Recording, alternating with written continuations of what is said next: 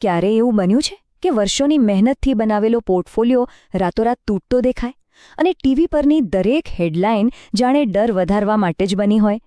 તો શું કરવું? બધું વેચીને નીકળી જવું કે પછી ટકી રહેવું?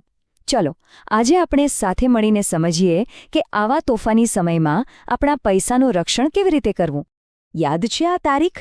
24 ફેબ્રુઆરી 2022, જે દિવસે રશિયાએ યુક્રેન પર હુમલો કર્યો અને દુનિયાભરના શેરબજારોમાં જાણે ભૂકંપ આવી ગયો. આપણી આખી વાતની શરૂઆત બસ અહીંથી જ થાય છે. રાહુલ, આપણા તમારા જેવો જ એક સામાન્ય રોકાણકાર. એ દિવસની સવાર એના માટે આ એક આંકડા સાથે શરૂ થઈ. 8 વર્ષની મહેનતથી બનાવેલો પોર્ટફોલિયો અને એક જ ઝટકામાં 12 લાખ રૂપિયાનું નુકસાન. વિચારો તો ખરા, એના પર શું વીતી હશે? પછી તો શું, ચારે બાજુથી સલાહોનો વરસાદ ચાલુ થઈ ગયો. મિત્રો, સંબંધીઓ, ટીવીના એક્સપર્ટ્સ, બધાનો એક જ સૂર હતો: વેચી દે, બધું વેચી દે, નહીંતર ડૂબી જઈશ. એના પોતાના શાળાએ તો ગભરાઈને અડધો પોર્ટફોલિયો ખાલી પણ કરી નાખ્યો હતો. માહોલ એવો હતો કે જાણે સાચે જ દુનિયા ખતમ થવા જઈ રહી છે. તો હવે રાહુલ પાસે બે જ રસ્તા હતા. એક, જે બધા કરી રહ્યા હતા એ જ કરવું, એટલે કે ડરીને ભાગી જવું. અને બીજો રસ્તો, પોતાની વર્ષોની મહેનત અને પોતાની બનાવેલી સિસ્ટમ પર ભરોસો કરવો. શું લાગે છે, એણે કયો રસ્તો પસંદ કર્યો હશે? જ્યારે આખી દુનિયા વેચી રહી હતી ત્યારે રાહુલે કંઈક ઊંધું જ કર્યું. એણે ખરીદી કરી. હા, તમે સાચું સાંભળ્યું. એની સિસ્ટમ એકદમ સ્પષ્ટ હતી. એના પોર્ટફોલિયોમાં 65% ઇક્વિટી હોવી જોઈએ. જેવું બજાર તૂટ્યું, ઇક્વિટી ઘટીને 58% થઈ ગઈ.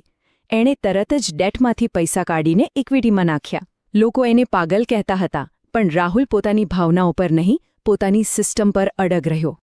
અને પરિણામ? એ તમારી સ્ક્રીન પર છે. 1.5 વર્ષમાં રાહુલનો પોર્ટફોલિયો 25% કરતાં પણ વધારે વધી ગયો. અને એનો પેલો સાળો, જે ગભરાઈને બધું વેચીને બેઠો હતો, એ હજી પણ રોકડા પૈસા લઈને બેઠો હતો અને માર્કેટની આખી તેજી ચૂકી ગયો. આ છે શિસ્ત અને ગભરાટ વચ્ચેનો સીધો તફાવત. આ એક વાક્ય છે ને, એ બધું જ કહી દે છે. જ્યારે બજારમાં ચારે બાજુ શોરબકોર હોય, ત્યારે શિસ્ત જ તમારું સૌથી મોટું હથિયાર બની જાય છે. આપણને બધાને એવું જ લાગે છે ને કે અરે, આ વખત તો વાત જ અલગ છે. પણ શું ખરેખર એવું હોય છે? ચાલો જરા ભૂતકાળના પાના ફેરવીને જોઈએ કે ઇતિહાસ આપણને આ બાબતે શું શીખવે છે. આ ટાઈમલાઈન પર એક નજર કરો. 1998ની રશિયન કટોકટી, થોડા મહિનામાં બજાર પાછું ઉપર. 2001નો 9/11નો આતંકી હુમલો, ફરીથી થોડા મહિનામાં રિકવરી. 2008ના મુંબઈ હુમલા હોય કે 2020નો કોરોનાનો ભયંકર કહેર, દર વખતે વાર્તા એ જ રહે છે. બજાર જોરદાર પડે છે અને પછી પહેલાં કરતાં પણ વધુ મજબૂતાઈથી પાછું ઉછળે છે. આ પેટર્ન એકદમ સ્પષ્ટ છે. તો સવાલ એ છે કે આવું થાય છે કેમ?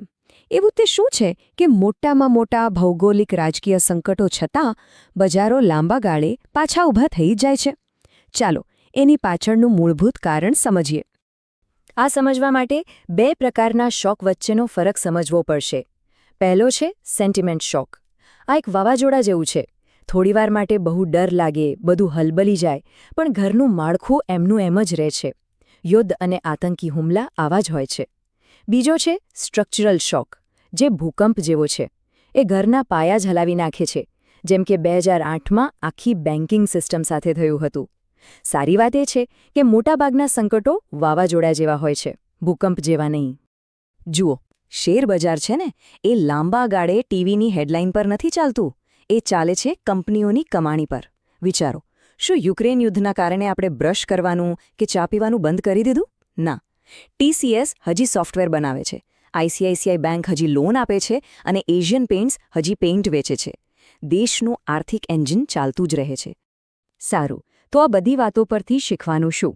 આપણે પોતાની જાતને આવા ગભરાટથી બચાવવા માટે શું કરી શકીએ? ચાલો, હું તમને એકદમ સિમ્પલ ફ્રેમવર્ક આપું, જે આવા સમયે બહુ કામ લાગશે. મોટાભાગના રોકાણકારો છે ને, એ એક જ ભૂલના ચક્કરમાં ફસાયા કરે છે. પહેલાં બજાર પડે એટલે ડરીને બધું વેચી નાખે છે. પછી માર્કેટ થોડું સ્થિર થાય પછી જોઈશું એમ કહીને બહાર બેસી રહે છે. અને છેલ્લે જ્યારે માર્કેટ રોકેટની જેમ ઉપર ભાગે છે, ત્યારે તેઓ અફસોસ કરતા રહી જાય છે.